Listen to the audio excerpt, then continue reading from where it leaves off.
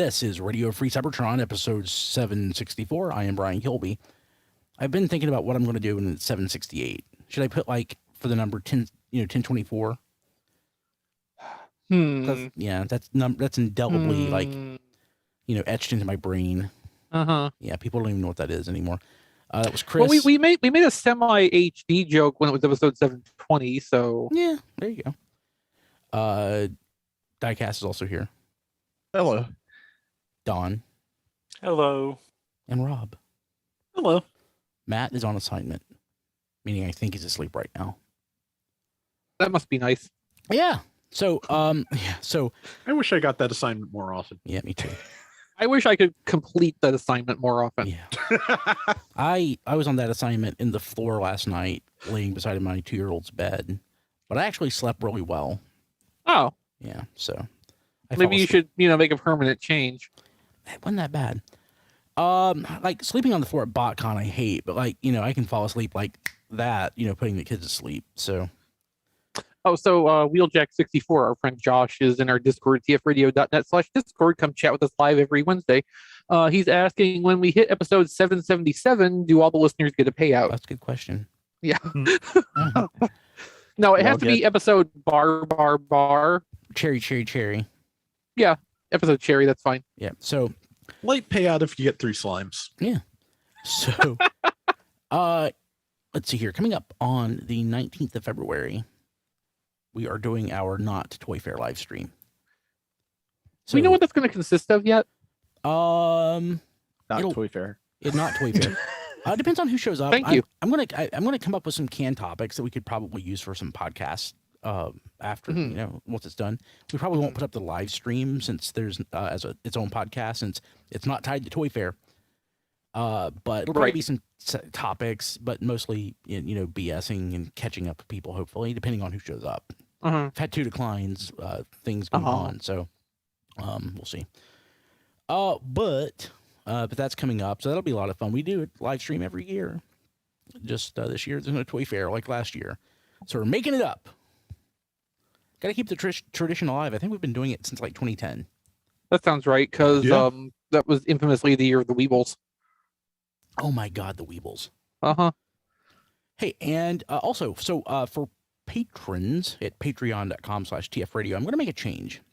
So I'm already changing the reward for folks that's a touch tier. I'm killing the cards because those will hopefully go out by the end of the month. And I am inserting for patrons at the touch tier, you can be on History on the Fives. That's a weekly podcast hosted by Rob. And that podcast is exclusive for patrons at patreon.com/tfradio. But I'm making a change there. So, starting at some point, probably this month as we work through this, if you're a patron on the touch tier, you can be on History on the Fives. But the podcast is no longer going to be exclusive to Patreon. Oh. Yeah, so it'll be exclusive to patrons for probably a week, which means I post it earlier than I do now. And then by the time the patrons get it now is the time in the future when the public will get it. But it'll be a public feed. I think it's really good content, and it also might entice some people to want to be on. If they're not a patron now, they might listen and say, "Hey, I want to be a part of that." So that's what we're going to do, starting at some point, probably this month. Just got to work out some technical details with Rob, just so that we can do some things, and we're trying to clean up some of the technical stuff going on. I mean, you guys know how anal I've been in the past about some of the technical stuff. Oh, yes. Yeah, not as bad, nowhere near as bad as I used to be. It's like, guys, but that is why I have 30 pounds of audio equipment sitting here in front of me. Just 30 pounds, though. But, yeah, so, but for the History on the Fives, once in a while I'll be like, guys, can you, not do this or not, hit your headset. But if we're going to go out to the public, we're going to have to clean a couple things up. So I've been talking. On the internet. Going to be a podcast that goes out on the internet. So, Brian has just one job for you, which is to clean up your audio. So we're working on getting some of that stuff done. And that way it'll be really nice and tight for the public. So I'm really excited about that. I've been talking to the guys on how to do it anyway. I thought before maybe it's exclusive to Patreon for a year, and then, you know, like I start releasing it a year after, which would still work. The content would still work a year after the fact. It's pretty much evergreen. I was thinking like a month lead time. Well, if a yearly time, because we're talking about a certain date, we're talking about this date in history. True. Like if, you know, and it's still going to be good, you know, if I'm talking to the January 1st show, doesn't really so much matter if it's January 1st, 2020 or 2021, you know, so that was how I was going to do it. But I think this makes the most sense. Make it a Patreon exclusive for a week and then make it so that the public gets it for the, you know, after that. If we did the yearly thing, though, we could just rename the public version History on the Fours. That could work. Yeah, that's true. I was actually thinking about how to accomplish that because, yeah, the format would be a little... Or History on the Fives -1. Yeah, it would have to be something like that. May the fours be with you. Yeah, it'd probably just be a preamble. Oh, Don. Preamble before each podcast posting, but we're going to do it that way. Pretty exciting. Looking in the Discord, and Frank is like, stop the echoes. Yeah. So again, patreon.com/tfradio. If you want to be on History on the Fives, you got to be a patron at the touch tier. And I'll also have some technical requirements. Like I have a reference headset that you'll need. It's like relatively cheap. It's not like this headset. It's like you can get really good. Well, I mean, not compared to the broadcast stuff me and Brian are using, but like you can get really nice sounding headsets for like $20-$30 if you know what to look for. Well, the ones that I know yours is probably not $20-$30, but I've had really good luck. Yeah, that's not that bad. No, it's not. It's what I used to require, like back when we had other shows on the network. Yeah. Like, you know, like Joey had one. The other wrestling podcast, those guys had the same one. $40, and it's a good headset. So that's going to be my recommendation. And if you have something comparable, you can let me know. So yes, Brian. He's like, hey, Brian, I have a Sennheiser MD27 headset. That'd be really great. So it's not just the headset though; it's all the other stuff between. Yeah. So that's something. Hey, we're skipping the plugs now. We're done with the plugs. So we're moved to the Diecast. Diecast made sure that we got his plug in before we started recording. So Diecast, you have any reviews this week? I do, as a matter of fact. I have Kingdom Blaster. So, and to spoil the review a little bit, I really like him. Nice. So he's great. Yeah. Is that it's a good toy. So if you want to see that review, go to tfradio.net/reviews. So in the Discord, Manny Kara is asking, hey, what about AirPods? So actually, I would be fine with AirPods. I would. No, I mean, you know, much like an iPhone has a great built-in camera that, I mean, it's not a substitute for a high-end camera, but it's more than good enough for like basic YouTubing, like AirPod audio in a quiet environment. That's important. A quiet environment. Noise rejection and stuff. It's yeah, but that never sounds quite the same. But like it can compensate, but ideally for something like that, you would want as quiet an environment as possible. That's probably the only wireless device that I would allow, though. Everything else wired. I could see that, yeah. Yeah, like Bluetooth sucks, but for whatever reason, AirPods are magical and they sound good. So cool. Okay. Let's see here. Okay, a terrible plug here, but Jacob said, I don't know a single person who has purchased a Chrysler/Jeep Dodge vehicle and not had a myriad of problems. Well, it's something interesting, huh? Wow. I owned 2 of those at one point, and now I only own 1, and I hope to own 0 soon. Okay, sorry. Watch my Twitter. You know what's been really good for my family is the Honda CR-V line. Same. Honda's great. Yeah. My buddy, his wife just bought a CR-V over 2 days ago, and for whatever reason, she thought that bringing cash to pay for it would help the negotiation. Spoilers, it did not. No. But it also shocked the salesperson because they're like, "Why did you bring cash?" So salespeople want you to, for the most part, finance because they get a kickback off that as well. Right. Yeah. So, yeah, Do you bringing remember that- cash doesn't help you buy a car. You remember the car I drove, like the Shardacon and a couple of BotCons? Like, I loved that car. I drove it for so many years. I never wanted to give that car up. In 2020, just before the pandemic really kicked off in the US, it just kind of started getting to end of life. My dad went and bought a second Honda CRV because he'd had one for years already that he loved. And I got his hand-me-down one. And I was kind of like, I don't want to give up my car. But after I drove this one for a few weeks, like, I don't ever want to be without this. This is fantastic. I don't ever want anything but a Honda CRV ever again. Yeah. CRV is great.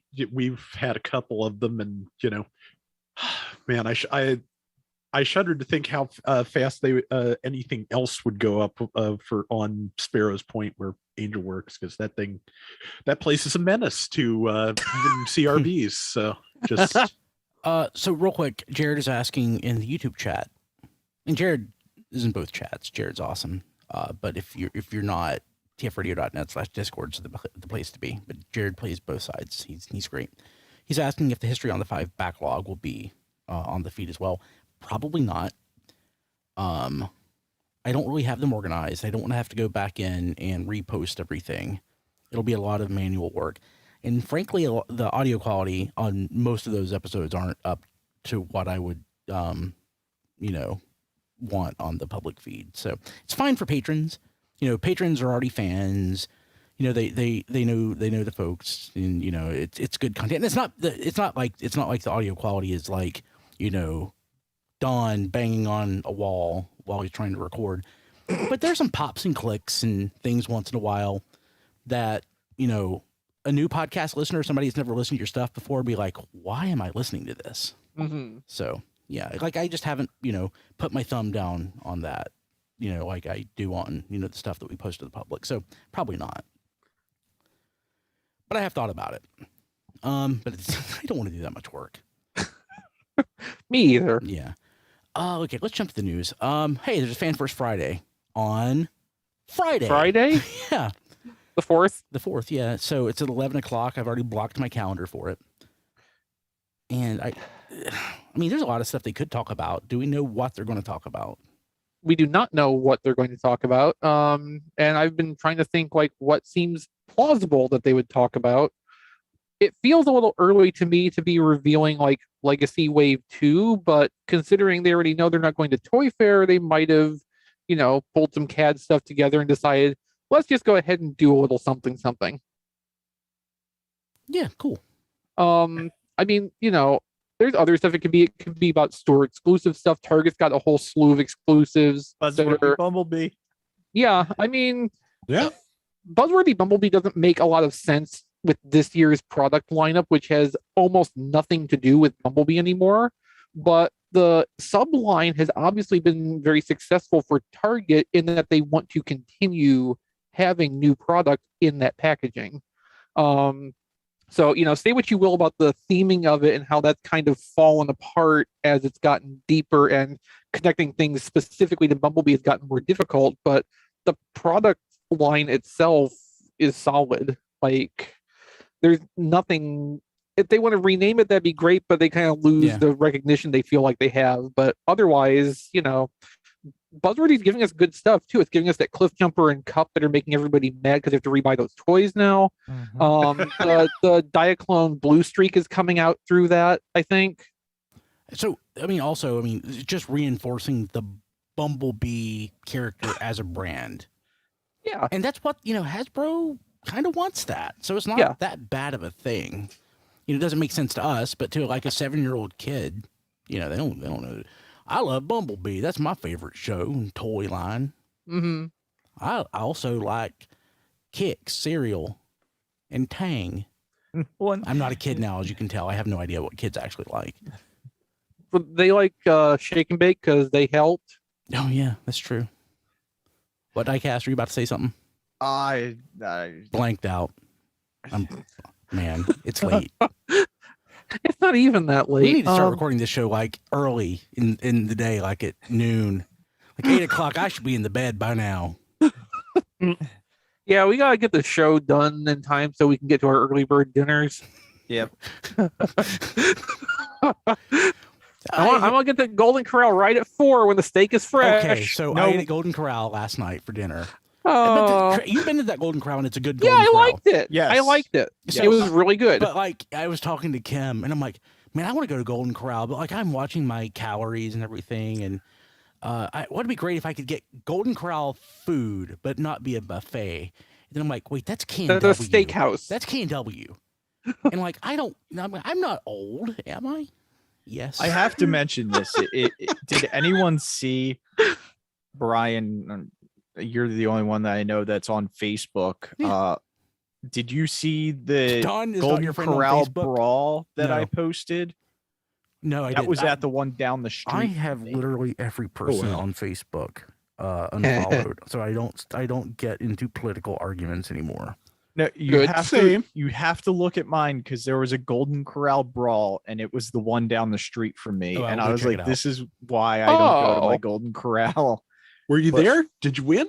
No, they were throwing chairs like it was WrestleMania. That's Wow. well within your training. You should have been there, man. You probably, I kind of wish I was there. That's pretty cool. I love how Rob has leaned into this angle. But It's so out of character. Okay. it was crazy. I'll go check it out. Okay, so there's a HasLab Victory Saber update, backer update, which I guess it's just an update because it didn't just go out to backers. It's on the blog. But there is packaging art. We don't know what the package looks like, but we have like art samples from Guido that were done. They look really good. Oh yeah, they describe these as roughs, and every time they use the word rough on there, they put in quotation marks because even they don't believe that it's rough. Yeah, I know. Yeah. Yeah. But it's an art term, so they have to use it. But no, like they even say in the blog, like, don't you wish your finished drawings looked as good as Guido's roughs? Right. Yeah, I mean they look perfect to me. Yeah, no, they're fantastic. It's kind of a weak for me. It's kind of a weak update just because Yeah, I they really just don't have anything. care about packaging. Like I do. Well, I mean, you appreciate the art did when we on it. found out. You did when we found out Unicron was coming in a brown paper sack. Yeah, and cared that's about kind of that. why I moved on from that. But honestly, that's the that was at the time, that was the I can't even think of the name, that the special figures were all coming in that standard packaging. Mm. So I kind of understand why they did that, and probably it was a cost saving measure also. But yeah, I mean, like Legacy, like a lot of the Legacy stuff that we see in the packaging looks cool, but I'm gonna look at it, admire it for a minute, and throw it out. I kind of regret that the Legacy selects are putting specific character art on the boxes, because it was so much Selects. Yeah. It was so That's what much I meant. easier to toss the selects boxes eventually when they were just generic brown boxes, and the only Yeah. specific thing to them was the label that was put on the front. But no, we talked about this with the last backer update that they posted, that there's going to be stretches here where the updates are going to be either pretty far between, which I don't think the Transformers team is wanting to have happen. They want to keep regular updates coming, and in that case, the content is going to be a little bit thin, just because there's going to Like be this episode of RFC. there's going to be long stretches of the development where there's not really much of anything to talk about. So they don't have packaging designed yet, but they've got Guido doing the art at this stage already, because they're going to need that to help format the packaging when they get to that mock-up stage initially, and then start die cutting proofs. So they have that they can show, but again, that's not a super substantive update. No disrespect to Guido's art, I love it very much. Yeah, Like literally awesome. everything Guido draws, like Yeah. he's brilliant. But yeah, I mean, we're gonna get thin updates like this more than we're gonna get stuff like the last time where they show us literally like mold layouts. Yeah, he's been great for 30 years. Like, what Yeah. was his handle on All Toys Transformers? D Prime or something? I don't remember. I don't know. Oh, yeah, I can't even remember. But yeah, like even back in the day, just as a fan artist, this stuff was amazing. Yeah. And just for the record, I was looking it up, and the how to draw book he did with Simon Furman, You Can Draw Transformers, still expensive as hell on eBay. I don't know if I have that or not. I don't, much to my eternal regret. Was that the Dreamwave days? I think so. It'd have to be. Yeah, like the tail end of Dreamwave, I think is when it came out. Yeah. Yes. Oh, real quick. So action figure expert and Diecast was asking about this in pre-show. If we were going to talk about it. So over the last week, City Trends, which is a Ross alike, I'll say, a Marshalls-esque store. I've heard people call it a Satter Ross. Yeah. They've been getting in some exclusives, like some SDCC stuff. And Diecast got the Throne of the Primes, which I will. A few people I've heard from have gotten the Transformers Prime Beast Hunters Shockwaves Lab set, which was from like 2013 or 2012 or 2013, around there. At least one person, Panda Strong. Yeah, Blake. I think it was Panda Strong that got a Metroplex. He got the Metroplex. SDCC Metroplex. I hit up my 2 local City Trends, and they had nothing at all. So can we? What I'm curious and what I wanted to talk to you guys about, which is one of the reasons I wanted to put it as a topic. It's kind of crazy to me that these were sitting somewhere for so long. I think I can tell you where they came from. So, Hasbro, like for their Hasbro Toy Shop stuff, I don't know how they warehouse the product that they sell for Hasbro Pulse. Sorry, not Hasbro Toy Shop, but Hasbro Pulse. But like appeasements and stuff, based on like shipping manifests, looks like it comes from Hasbro. It's actually listed as Milton Bradley. And I had an issue with a Hasbro Pulse order like 2 years ago, or a year and a half ago, and they couldn't replace my product. So they sent me one of those Throne of the Primes. And then I had another one. I get a lot of product from Hasbro. And they sent me another Throne of the Primes. So my guess is that they had them warehoused at Hasbro. And they cleared them out because they had to go somewhere else. So because they were probably getting in, new stuff to use for appeasements. They probably had like onesie twosies laying around. That's my guess. Yeah, and that seems very plausible to me because I've had the same experience you've had where when I've had defective items or anything I've had to go through Hasbro for, and they can only give me replacement, which has always been an ordeal. But it's always come from like usually in Massachusetts somewhere. Whereas Hasbro Pulse and Hasbro Toy Shop eBay store all get fulfilled out of either Pennsylvania or occasionally now Atlanta. Mine are Atlanta mostly at this point. Yeah. I think the Pennsylvania one is not existent anymore. California, I think I get some stuff as well. Well, if they closed the Pennsylvania one, that might be where the stuff came from. But I've had a couple packages, including I think some product from Hasbro that they sent for like promotional stuff that was listed as Milton Bradley as the sender from I think it was from Massachusetts. I didn't write it down, but that sounds right. And a couple of the things I got came from another game label, not Milton Bradley, but another thing that is under Hasbro's hat.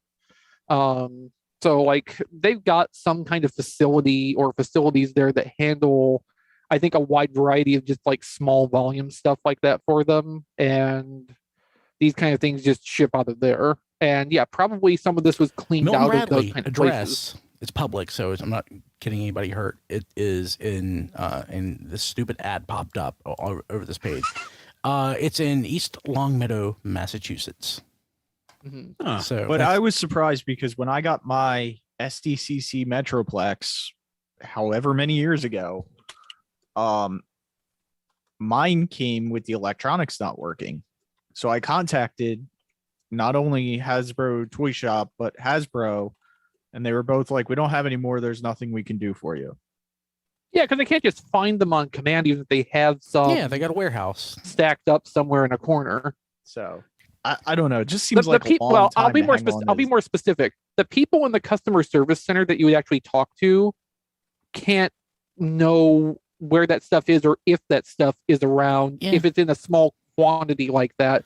If it was in stock in inventory on the store website, they would know that because that would be being shown to them on their computers, but there's not a system, at least as far as our logic can infer for us, where they can see what's available in what Brian's calling the appeasement fulfillment centers. Well, like appeasement being you have a complaint, they just So has anybody besides me been like in a cutting edge logistics like distribution center? No, Brian, I can't say that I have. Well, it just seems, to me, it's a pretty common thing. I've been, done it many times for my former company. Everything's automated. They have laser scanners, that scan and then direct packages on the conveyors and all that. And everything is automated. My guess is that the Milton Bradley warehouse is not all automated. It's probably like a clipboard and like an 80-year-old man who goes maybe a around 60-year-old man. Like, let the poor people retire eventually, Brian. But like my guess is that, whatever they do there is probably not, super high tech. No, that's why I was calling it like, various small operations, probably sharing a space, and it's just, whichever one ends up picking up the service order at the time is where it appears to come from. Cool. Okay. But yeah, that whole City Trends thing was kind of wacky. And I mean, I don't have like comprehensive inventory, but there was stuff outside of Transformers stuff too. I'm pretty sure that was showing up in the same kind of context. I'm sure. I believe I saw something. It was not just that SDCC Transformers stuff was turning up. It was just like general convention season leftover stuff that you wouldn't expect to ever have turn up again in some format like this was falling out of the sky. I found SDCC stuff at Ollie's in the past. Not in the recent past, like 10 years ago. But I remember finding that I think it was that 1/6 scale Baroness at That's exactly Ollie's. what I found. I skipped it. I got it and resold it. Nice. Yeah. I around that same time I found it wasn't MP10. It was the reissue Optimus Prime that came with the comic or whatever it was. Oh yeah, which they were selling originally at Walmart for like $85-$90, I think. Yeah, and like the Attack on Cobra Island and Defense of Cobra Island sets. I mean, I found like I love Ollie's. I actually, that's right. That's where I got my Alley Viper that I hope I still have. I'm not sure. Yeah.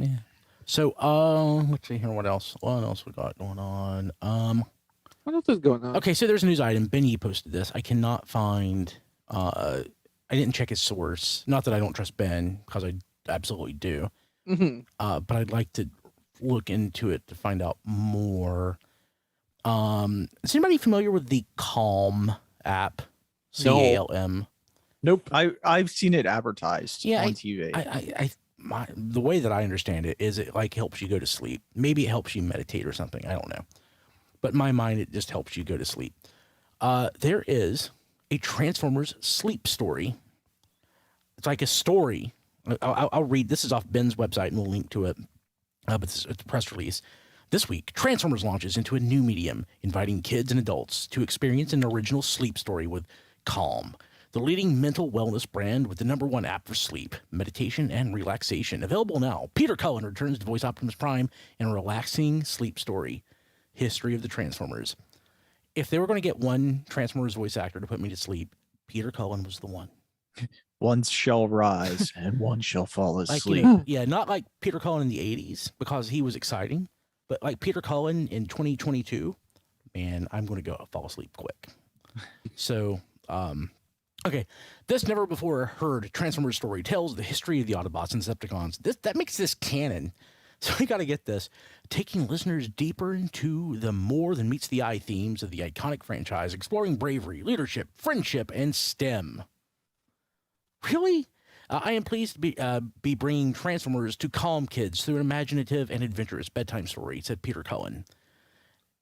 Give me your face. I mean, put your face on the pillow. Yeah, there were no contractions in that, so he probably said it. I hope through the story that families and kids can get the sleep they need to conquer their days.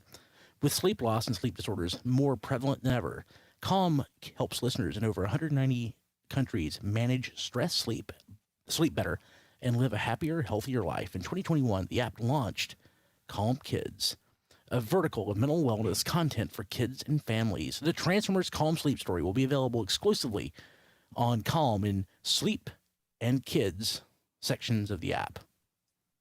So We'll kill them all. We'll put them all to sleep.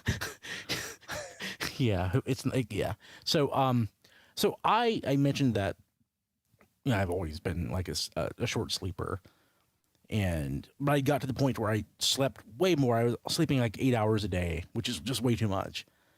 But now that I got the CPAP for the sleep apnea, I'm going back to like 3-4 hours a night, which is how I feel great that way. But I still have issues falling asleep. I might get this. Maybe it'll help me out. Like, in all seriousness. I'm going to try it. I mean, I'll do it tonight. Yeah. It's like $5 a month, it looks like. Of course, you can also get a lifetime subscription for like $400, which I'm not doing that. But there's a free trial. So if you want to listen to it for free, you can go to calm.com. It looks like you have to install the app and everything and sign up, but it's free. Okay. Did anyone get anything this week? Don. Yes, I did. You texted me about something, and I was not as... usually, I try to be very appreciative when you text me something, like, hey, Brian, do you need this? No, But it I was like, the no. yeah, it was the it was the Revelations Triclops. I just saw it for the Revelations. first time. Revelations, Don. It's not Revelations. the figure looks bad. He's just my least favorite character from Right. Revelations. It's just I just saw it for I the first hated time that. and thought, of all the people I know, you're the only one I can think of that would Like, need it. I've only picked up a couple Revelations. Yeah, I've already picked up a couple of those figures, because I don't really want them. But honestly, the Stinkor, if I see it, I might pick it up, but only if I see it. Oh, that's cool. Again, like I just saw it and thought, no, I got a couple things that's pretty standard, and then two things that are not really standard. I got today, Pterosaur. He came in today. Cool. With You didn't open it. not apparently. yet, because that's how it came.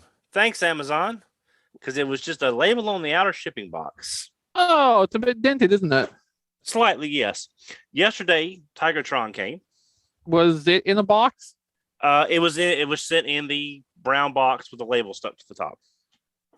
So Don, you need to know, and this is, PSA for anybody who's ordering stuff from Amazon. There's often an option when you're checking out to have something where they know in their system that they can ship it in its own carton. You can have them ship it in Amazon packaging instead, and then they'll at least put a padded envelope around it, which won't actually protect it at all.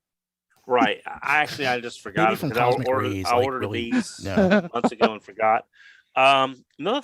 Next thing I got, I never saw this in stores, and there's a chain. There's a chain called Burke's. I was in one a couple weeks ago. Mine is Yeah, they're awful. mine's terrible. Yes. I have up until this purchase a few days ago, I have spent probably less than $15 in about 5 years. I've since never I made a moved. purchase there So until recently. Don, let me interject here for a minute. Brian, remember that Walmart in Arkansas? Just fart.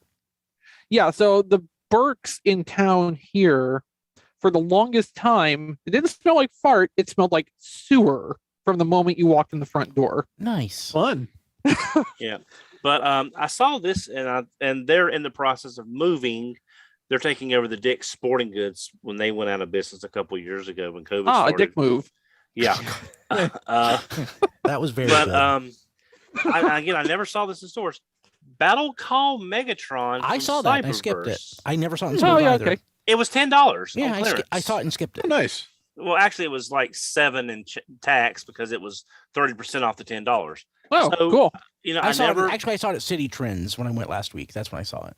Yeah, Uh-huh. I never saw it before. I figured I watched a video review of it. It doesn't look too bad. Thought I'd give it a try. But the best thing I got this week, the absolute something I have been waiting for months since it was announced. It's off topic, but I have a lot of loves in my life, and I am a fan of the unsung hero, the underdog, Small wonder. the forgotten toys, the never forgotten mind. shows, Small wonder. Yeah. and Out of this world. no. Impossible. Remember, I'm a fan of my secret identities. That tells you what that's like. No, but I got the first statuette in Mondo Collections Godzilla Museum, animated Oh, nice. Hanna-Barbera. Hanna-Barbera Godzilla. Yes, That is Nice. adorable. bum bum bum bum bum bum bum bum bum. So, but yeah, it's about 8.5 inches high with the base. This is the first piece in their museum series. So this is surprisingly, we don't get a lot of Hanna-Barbera Godzilla merchandise. Yeah, imagine. Yeah, so when this popped up, I had to get it. It's got this. I mean, just look at. I mean, it looks like the animation model. It's sculpted. It's got the matching base. It has all the highlights on like the kneecaps. So yeah, this is something I've been wanting a long time because I just love Hanna-Barbera Godzilla, and you get no merchandise.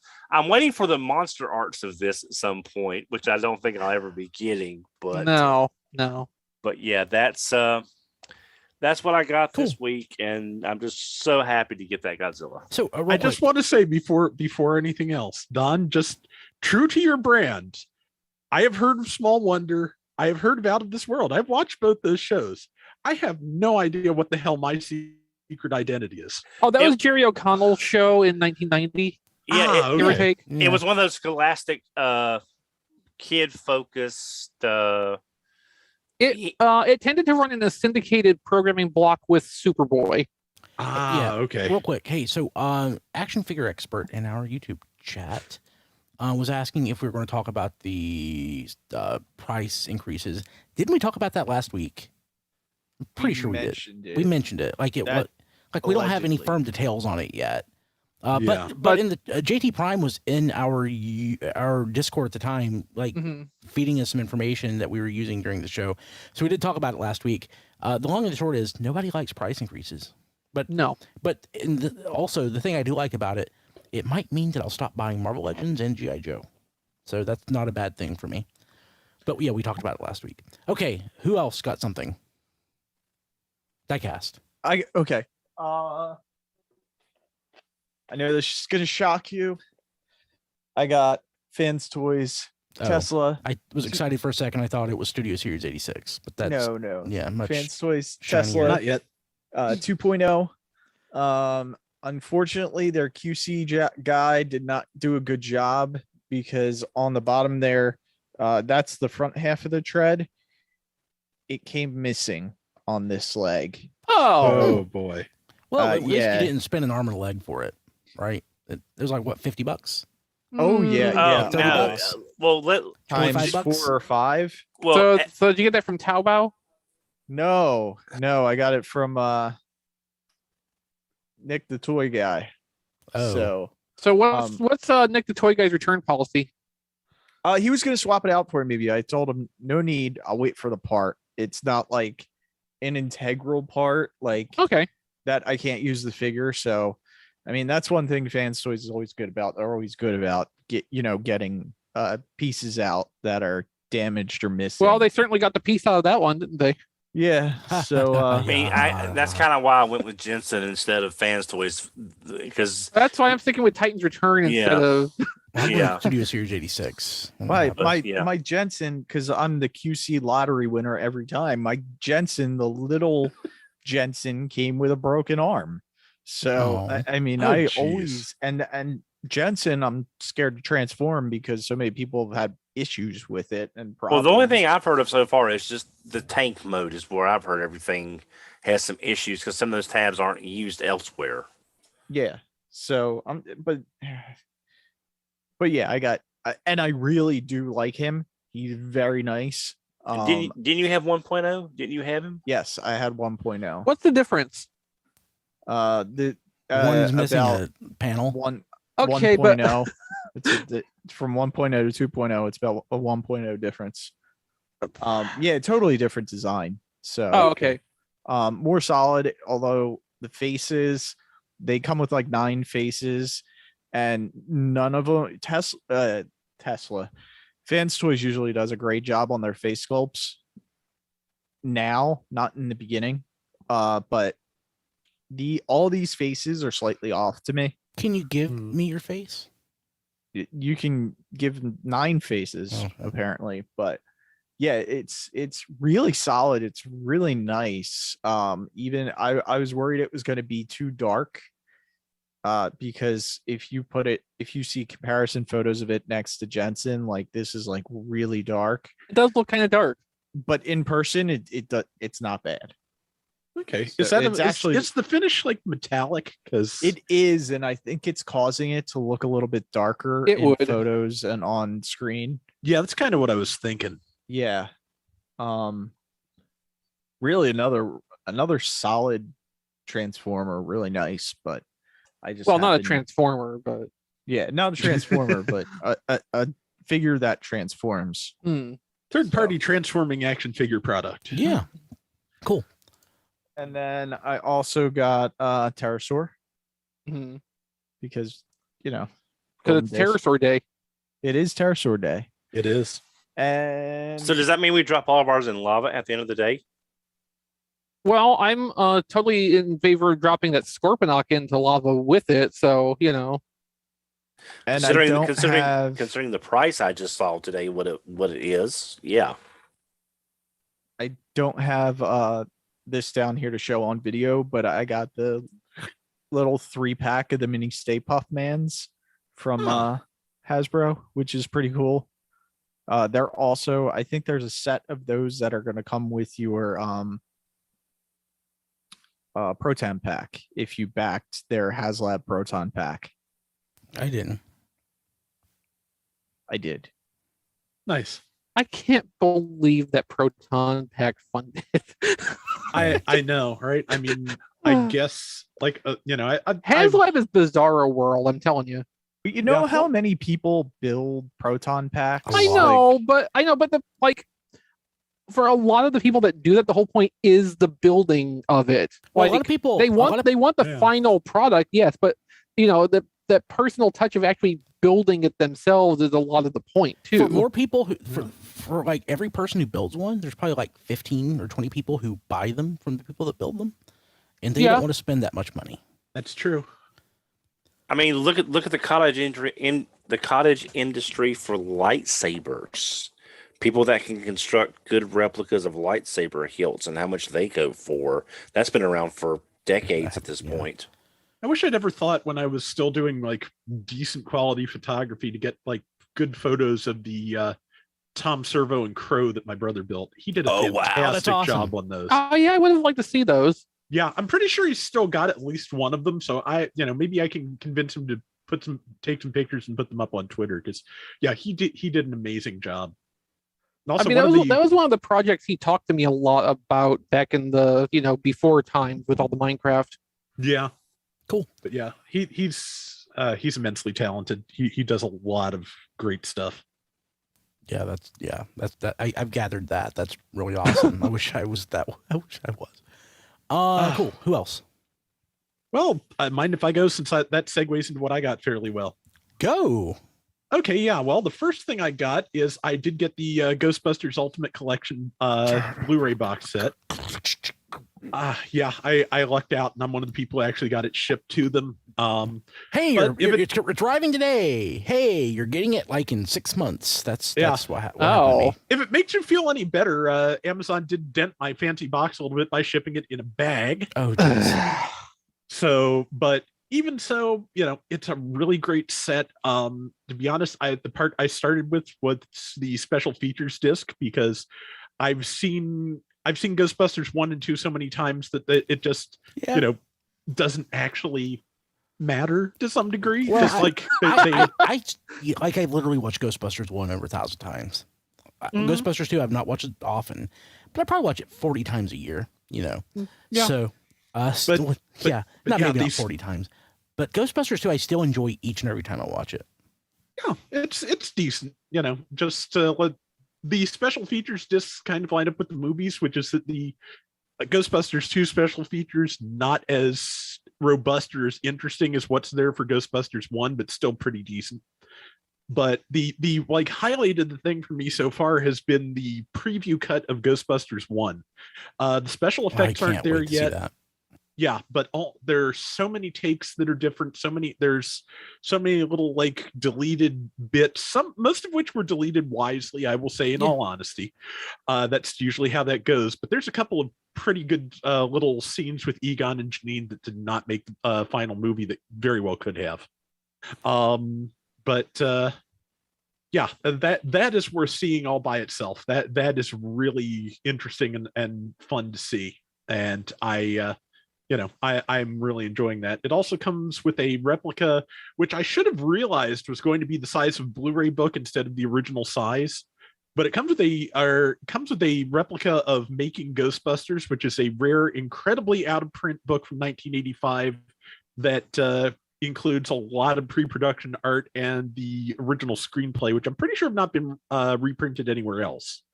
So wait. Yeah, so that is.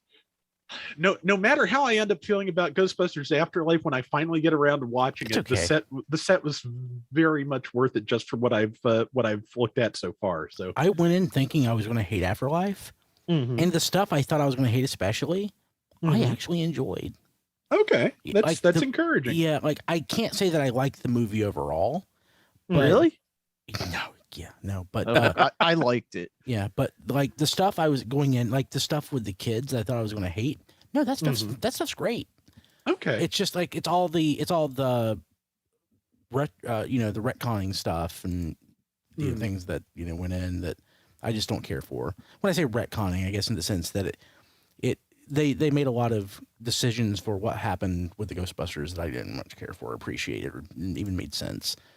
That's fair. Yeah. To be honest, from what I've been expecting from the first time I saw the very first trailer for this, is basically The Force Awakens but Ghostbusters. Maybe. I mean, like for as much as I paid attention to any of it, that's basically what I assumed it was going to be. Like having never watched Stranger Things, I saw Stranger Things with Ghostbusters. That's what made sense to me. Okay, that's fair. But yeah, that's like my big thing for this week because Black Zarek isn't going to get here till Saturday. Where's that shipping from? BBTS, so coming FedEx. So, but the other thing I got this week was I did get Pterosaur, which my first impression was not good because I thought I got all the. Matter of fact, I know I got all the various ties clipped and then pulled it out of the box, and one of the wingtips stayed behind. The packaging shows rivets holding those wings on, and to be honest, the way they pop off the mushroom pegs for me very easily, I feel like that kind of shows as a later cost saving decision in the design of the toy. That's my opinion. But once I remembered how to actually transform everything correctly, all the other problems I had, just went away. Like I was saying before the show, I really like the AirRazor mold family, and every time I put them away for more than 2 weeks, it totally slips my mind on how to transform them. I cannot retain that information, and I don't know why. But now that I've got it put together properly, I really am liking it. It's a great looking figure, and wingtips not aside, because they really do come off more easily than I'd like. I'm happy I got it. So yeah, that's definitely ultimately a win. And I think that's everything I've gotten this week. I have no brain, so let's just assume. Okay, I guess I will go since I'm the last one left before Kilby. So obviously I wasn't here last week. I'm sure you all just didn't notice. Not you guys, of course, but the audience, I'm sure couldn't tell the difference. It's not like I, talk over everything. So I'll try to remember as much as I can what came in that period of time. So I got Mutant Tigatron last week. It's fine. It's an orange Tigatron. The eyes are messed up like all of them are. I kind of agree. I would like to have the option of the mutant head or a regular head on this, having it in hand. Whereas with Shadow Panther, I didn't really mind that it was just the mutant head, but I think this is more because it's still supposed to kind of be Tigatron, and I kind of want to be able to have that identity on it. But at the same time, like, it's interesting to have the small version and the large version of this design, one each with robot and one each with mutant head. So at least, the bases are covered. And I liked the fact that we got a toy that acknowledged the original packaging art, which was not accurate to what the toy looked like because of deco revisions at various weird points in the original development. So I got that last week. Two late run birthday presents came in, one from Kilo on Twitter and one from Kilby. So the two Ks were a little bit late. So one of them was one of the single pack Mega Construx Heroes figures, which was like a fighter pilot or a helicopter pilot, which, I like those Call of Duty minifigures for just like, there's a wide variety of things that they represent. So there's, every one of them can be a little bit something different. Like that one I was talking about a few weeks ago that came with a claw hammer, just a little claw hammer accessory. I love those little touches. And then Kilby got me the 4-pack, which was the like skydive battle thing, which everybody who saw that seemed to be taken with the idea that there's little Mega Construx figure scale wingsuits to put on them. So that's kind of what drew me to that set to put on my wish list in the first place, just because like, what a weird little accessory for one of these tiny figures, little wingsuits that they can't actually like glide with or anything because they're so small. So those are my last two birthday presents of this year, and thank you both. Brian, I don't know what was wrong with the gift message that they printed with yours. It seemed to have lemon all over it. Yeah, I don't know. Yeah, I don't really understand what was going on there. Yeah. So in the time between last week's show and this, I'll get to the one thing that's really been taking me up since then. But in the time between, I got On Topic lift ticket from Toy Dojo. Nice. So that's basically what you pretty much would expect of it. It's, hoist in red.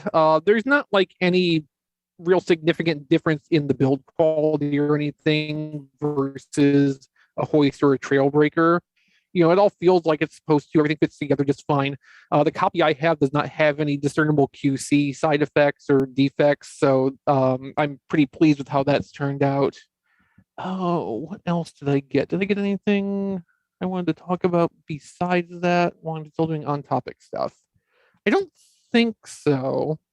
So that brings us to my one off-topic thing, which I got on Friday, which has been taking up most of my time, which is Pokemon Legends Arceus for Nintendo Switch.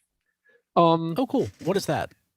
Okay, so like everybody knows how a normal Pokemon game plays. It's, RPG style, basically 2-axis movement and turn-based combat and everything. So this is more like if you took an open sandbox world kind of concept and put Pokemon in it. Like the TV show. Zelda, pretty much.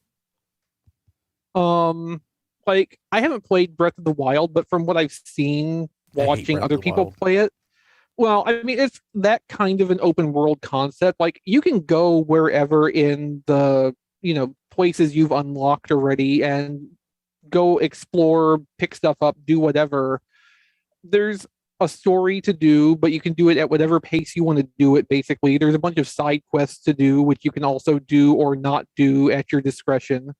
And there's Pokemon around, and if you want to catch them, you can catch them. You don't necessarily have to even fight the Pokemon to catch them. You can just like stealth up on them and keep throwing balls at them until you catch them. It's like the familiar mechanics from a Pokemon game are there where you will recognize what you're playing, but it adds so much new and different to it. It is like the most fresh Pokemon experience I've had in years. Like Sun and Moon changed a lot of the mechanics, but it was still fundamentally the same kind of game.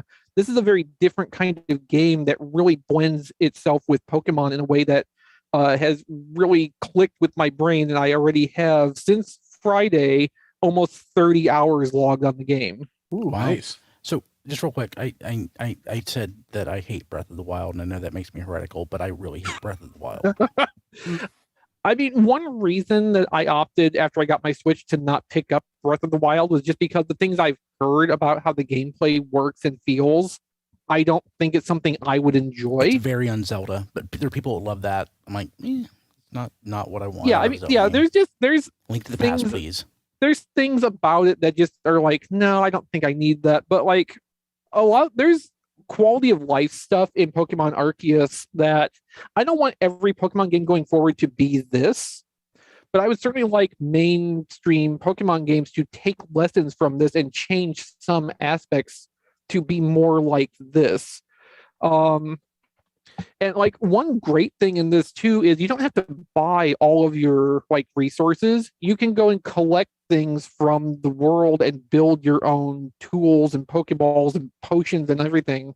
Like you can buy stuff if you don't want to spend the time to go collect and craft the stuff yourself, but at the same time, you don't have to spend money within the game to do anything. You can just invest the time and get as much resources as you want and use your in-game funds for things that you can't buy or Like love.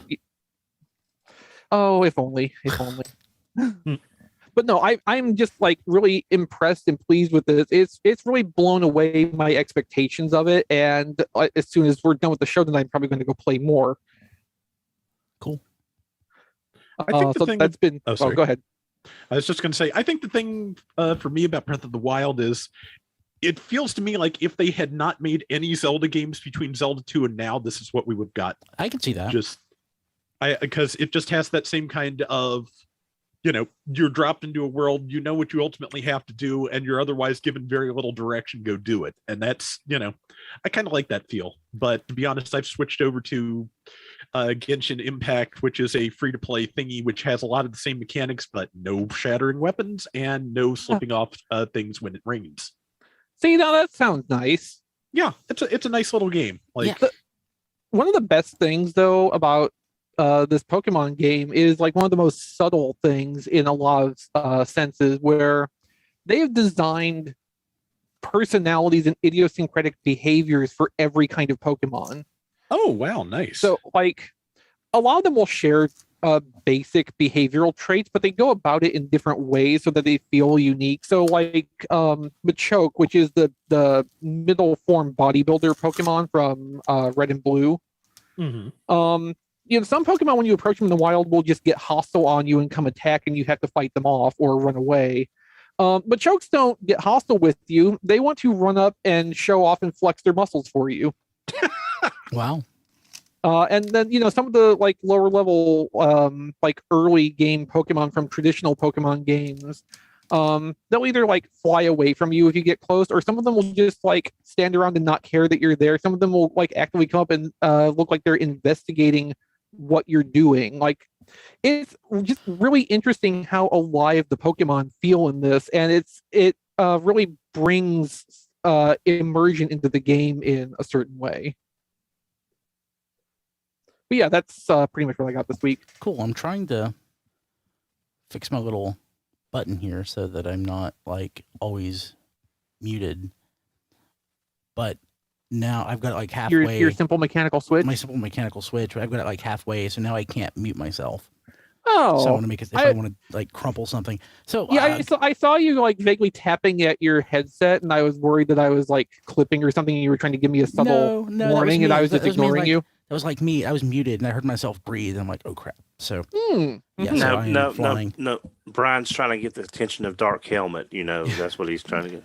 So I'm going to do one off-topic thing. I got a couple off-topic things I'd like to talk about, but I'm only going to do one. I mentioned last week or the week before that this year retro gaming is my baseball cards. Unlike the baseball cards thing, because I'd been buying like one pack of baseball cards every year for like 20 years. So I like bought one pack. I have never stopped gaming, and especially buying like retro stuff. But I have amplified my retro buying this past year, and I bought a Mister, and I haven't had a chance to play with it, but so far it seems to be pretty rad. It's pretty Hey, neat. Mr. What? It's an FP. It's a field programmable gate array based Gatorade? gate array based system. Oh, that makes So, more sense. Yeah, think basically the chip rewrites itself or reopens like the the how do you want to put it?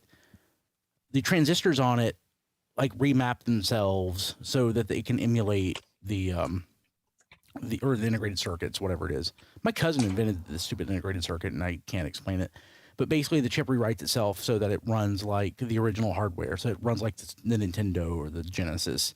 Instead of emulating that hardware in code, it's like emulation, but it's physical emulation instead of software emulation. So it's a way to basically play a bevy of retro hardware from PCs to game consoles to arcade cabinets as close to the original hardware as possible without owning the original hardware.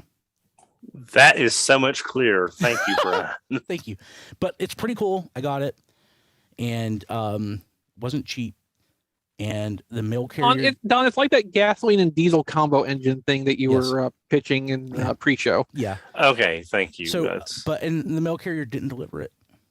Apparently I have the stupid cluster mailbox thing in the neighborhood where if a package comes, like it goes into a shared mailbox where you have to have a key to open it, and she didn't put the key in the box, so I thought it was lost. I hate these things. My first package I ever had delivered in one of those cluster boxes, the parcel box. This is a different mail carrier. Was a mint and sealed box, the Machine Wars Optimus Prime. So the box didn't quite fit, so it looks like they kicked it into the box to make it fit. Oh, so that cost the USPS like a couple $100 in insurance that was on it. So I hate them. I wish I could opt out, but I can't. But yeah, the mystery's cool. So if you get a chance to ever play with one and you like that stuff, that's great. So my Transformers deck building booster pack came. How many stamps were on the package? 1, 2, 3, 4, 5, 6, 7. 7. That's a lot of stamps. 7 stamps. Yeah. That's crazy. Yeah, Diamond. It's not like Billy Job Bobby, sent this. Diamond Comic Distribution sent it. Well, did they send it, or is that just the return address? No, they sent it. At least you got yours. Yeah, so far. Open it up. I want to see what is this? Where because I may never get it, and I'm not opening it because I haven't opened my set yet, and I don't want to lose anything. So I'm never going to play it. Couple. I guess Hasbro stuff is on-ish topic. So I'll mention this. And where's that at? Oh God, it's all the way back here. I've got too much stuff this week. Oh yeah, I did get 2 other things. I got Rat Trap and the Ninja retro figure. Oh, cool. Because they were on clearance at Walmart. Nice. Sorry. Oh, nice. How much was the Ninja? Rat Trap was like $13, which it was $13. It was in the store. I didn't have to wait for it to get shipped. The Ninja was $9, down from like $13. So, yeah, sorry, I didn't mean to step on your part of the segment. That just That's fine. Occurred to me when you mentioned Hasbro stuff is on topic. And it's like, did I get any other Hasbro products? And yeah, I did. So at Target, I found 3. Only bought 1 Alley Viper. Oh, nice. And 1 bat. They only had 1 bat. I would have bought all the bats. So at Target. So I still have that outstanding GameStop pre-order. It's actually cheaper for me to buy these things at Target than even with that sale that I got at GameStop, because the red card gives me 5% off and there's no shipping on it. So, or whatever. So it's actually a little cheaper. So I need to cancel those. Based on Triplet's recommendation, haven't opened them yet. But he said these NECA figure display stands work with classified. They're like $1 a piece, something like that. They're not expensive. Oh yeah, I've seen those. So I got those from Amazon. Also, while I was I'll throw this down here because I don't want that to fall and break. Also, when I was at Target, remember that Jada die-cast Optimus Prime? It came in 2 sizes, like small and medium-sized. Mm-hmm. Well, now there's a large one. Oh yeah, it's like. Yeah, and it's like Was that Target? Was that Target? Target, yeah. I've had that one for a while. The big one? Yeah. I've never come across it.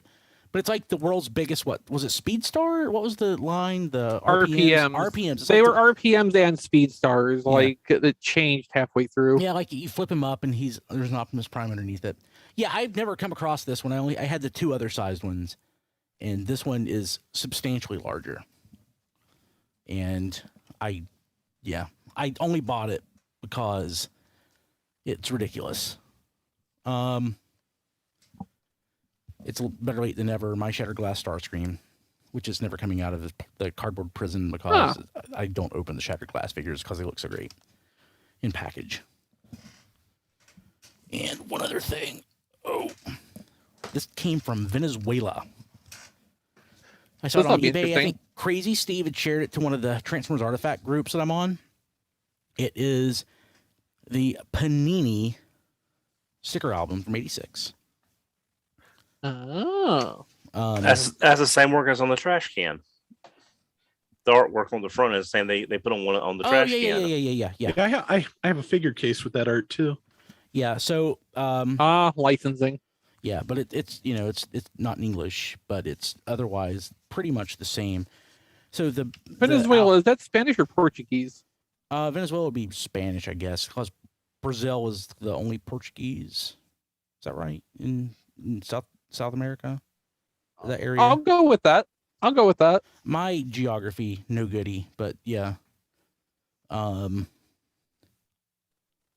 I'm pretty sure it's Spanish.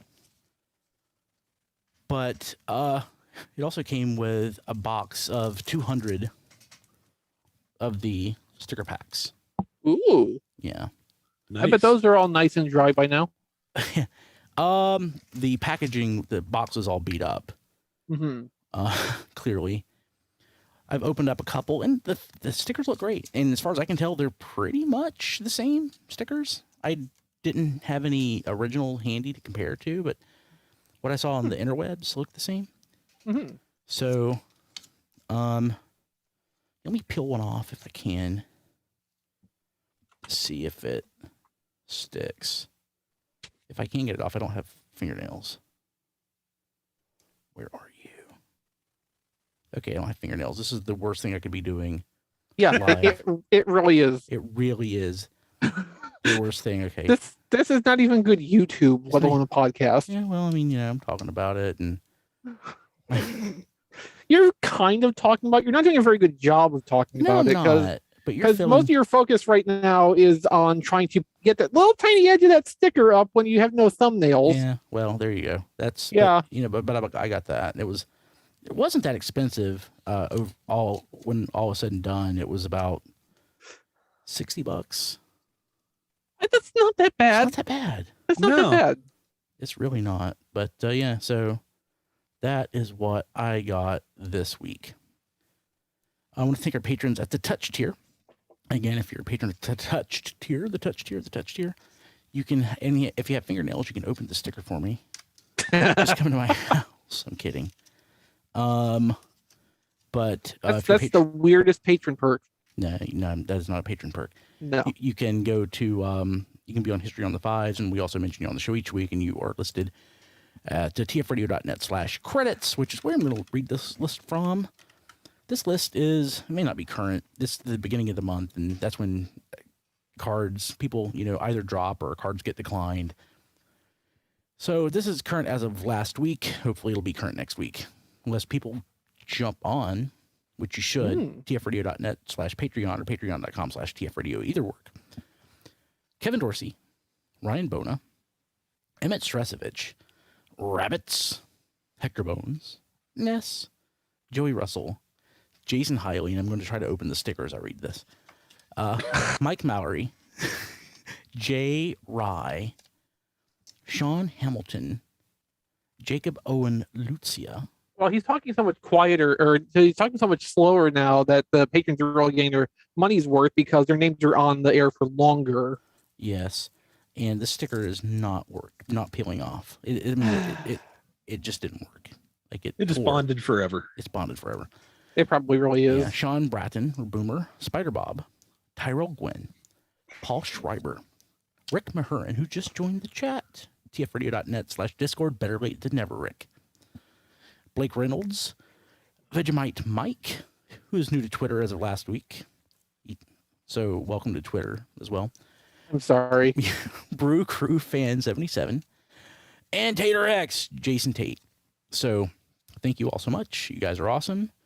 And if you want to be a patron again, tfradio.net/Patreon or patreon.com/tfradio. They both work. Let's see here. John DeLuna not here. He's at that John D everywhere. Rob Springer also not here. He is at Robo Rob Springer on Twitter. And last week we posted the new episode of his podcast, the zonebase.org Transformer Squadron podcast.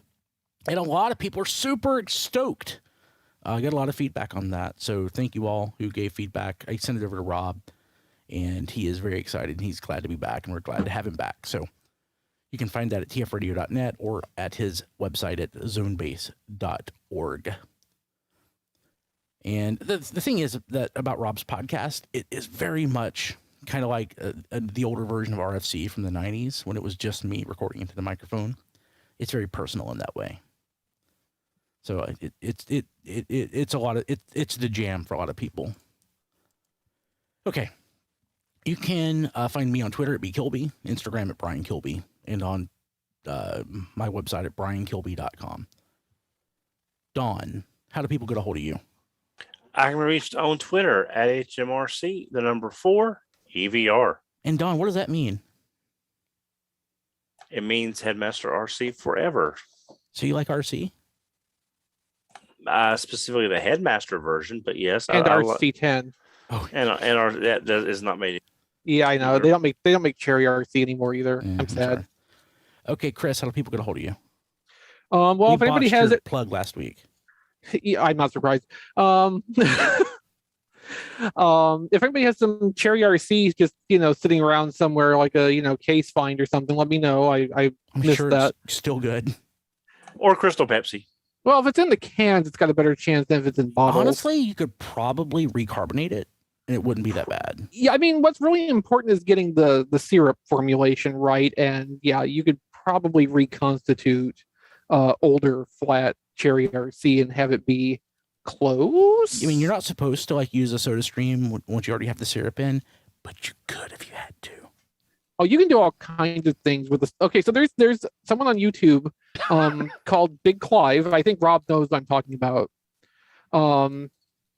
Jay, Rob's brother, certainly knows because we've talked about Big Clive in the past.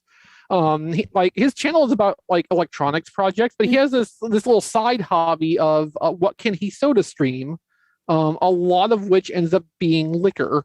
And you can kind of imagine how some alcoholic products would react to carbonation, because a lot of those don't have a lot of stuff to hold on to carbonation, so it tends to be effervescent, let's say. But yeah, there's all kinds of things you can do with the soda stream is the point I'm loosely trying to get at here. As for myself, I don't have a soda stream because I just buy 12 packs because I'm a sucker. No, your soda stream it's like a money racket. It's not that great. We actually did think about getting a soda stream or something of the same type at one point because for a long time my mom was on a huge seltzer water kick, and we thought it might be more economical to have her just buy it. Yeah, I mean, as I looked into it a little bit, and with the soda stream specifically, where you need the specific type of gas cartridges for it to work, that did not seem like if we could just plug in any old CO2 cartridge. You can modify it to do it. You can, but I know, but there are third-party soda stream canisters that work actually that are cheaper. Also, if seltzer's all you're after, you could just get a plain seltzer bottle, I would think. Yeah. Well, whatever the case, we just keep buying 12 packs of seltzer water. That's fair. She likes lime. Which, of course, we could do. But anyway, my plugs, which I was supposed to do 5 minutes ago, but I'm back, everybody. I'm personally on Twitter at ChrisRTXV for more digressions like this one. For toy photography stuff, follow at Play With Photos on Twitter. I just posted some pictures of Blaster last night or the night before. I posted them sometime in the last 48 hours as of when the show recorded. So those are up there right now. For my collection of toy photography work is at playwithphotography.com. I've got galleries and articles and other weird things that come up there from every once in a while. And if you like what I'm doing and want to throw some support my way, I'm on Patreon at patreon.com/playwithphotos. As little as $2 per month. $5 and up gets you perks on galleries when I'm actually able to post them. And thank you, of course, as always, to everybody who supported me all along. Cool. Oh, and my Amazon wish list at tfradio.net/chrislist. Might as well throw that out there too. Cool. And you cannot put a URL in the comment field. Yeah, they tend to frown on Yeah, that. sad. You can't click it anyway. It's on paper. Yeah. What I love though is when people print off like documents and they make a point to format a hyperlink. It's not even hyperlink, it's just text. Mm-hmm. But they make a point to color it blue. I put an underline on it. Yeah. Yeah. When they know it's going to be printed out. Okay. Uh-huh. Rob.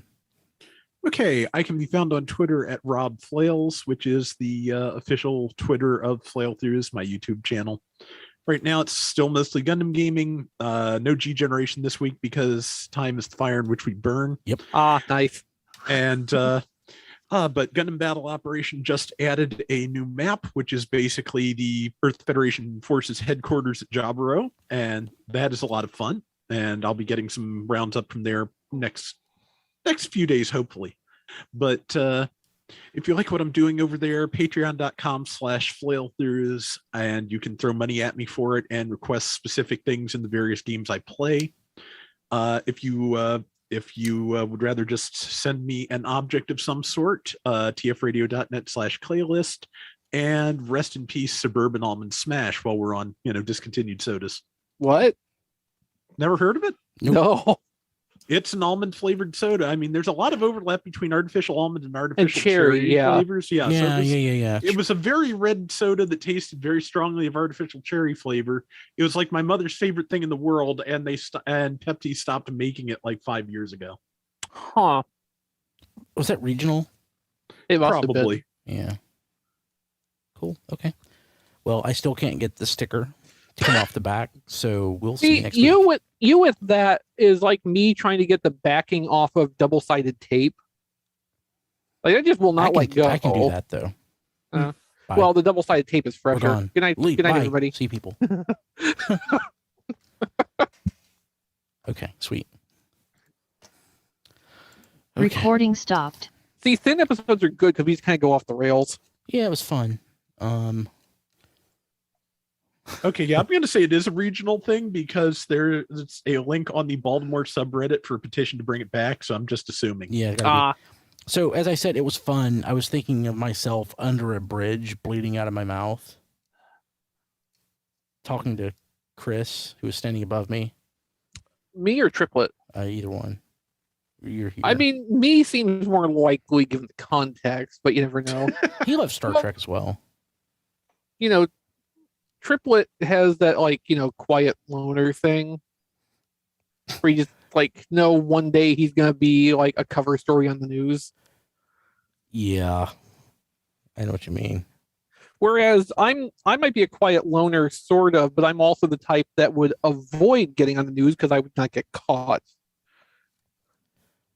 That's not a confession for legal purposes. Yeah, I don't know how does anybody actually know a quiet loner type that ended up being in the news, or is it just like a stereotype, or just like a no, the only type that I had any acquaintance with that ended up on the news was Nixter. Okay, so not counting Nixter, I know at least 2 people that happened to.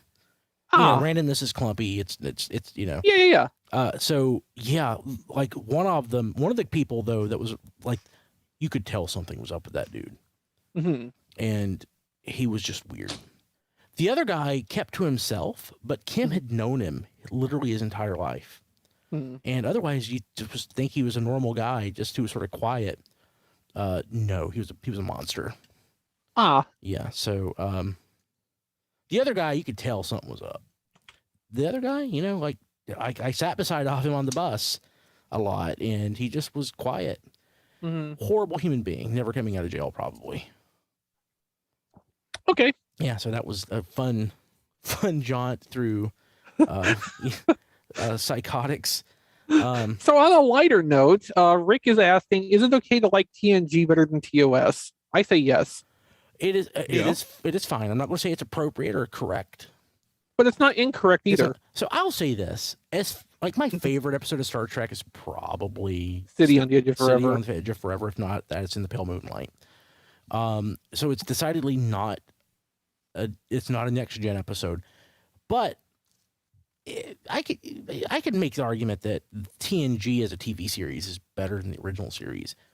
I mean, they're also both completely different kinds of TV shows, so directly comparing them is not even all that fair, I Yeah. don't think. but the cast in my mind really comes into its own, of course, with the movies. Okay. And Oh, yeah, in TOS, yeah. the originals, the original series definitely. Yeah. Like with Wrath of Khan, and I adore Wrath of Khan. It's a wonderful movie. Mhm. And but I could make the argument that the TNG is the better TV series. I'm not saying I would, but I could. There's a lot of qualities about TNG as a TV series that you can objectively say are better than TOS. Yeah. But that doesn't necessarily mean that it's automatically a better show than TOS. I enjoy Next Generation more than original series in general. Yeah. But it doesn't mean that I don't enjoy original series for its own qualities. Yeah. I mean, you can look at different episodes that dealt with the same overall subject matter and which one handled it better. But when you look at each series as a product of their time, comparing them is not really fair because you've got different mindsets, different production values, different budgets, and things like different technologies. So you can enjoy each series, and comparing one to the other, to me, has never made a lot of sense. It's like, I know this will get a lot of ire, but I think I probably prefer Babylon 5 to Deep Space Nine. You said that before. I know, but I mean, I understand that opinion of Dawn's, and in certain respects, I share that opinion of Dawn's. Mhm. But if I'm going to just go for casual rewatch of a show, I'm going to pick DS9 over Babylon 5. yeah, Babylon 5 is, the individual episodes are really good, but, But there's so much of Babylon 5 that you have to just consciously make an investment of a lot of time because of all the interconnected story elements of it. You can jump into the middle of a story arc, and there was one season where the whole season was a story arc. You can jump into the middle of that and watch isolated episodes if you want to, but you need to kind of watch the whole thing in its original context. right. So Yeah, hey, totally real quick. I know this isn't a fair statement because Dr. Culber comes from the 23rd century Mhm. in pre-Kirk being his ascendancy. But in the YouTube chat, Action Figure Expert is saying we can all agree that Captain Picard is the superior officer, and I'm like, the reference to Picard in Discovery season 4. I mean, Culber basically, I think it was Culber basically called him some admiral, but even Kirk would be mentioned, and people would shed a tear. Or yes, just because Kirk is basically, Kirk is like the Abraham Lincoln of the Federation.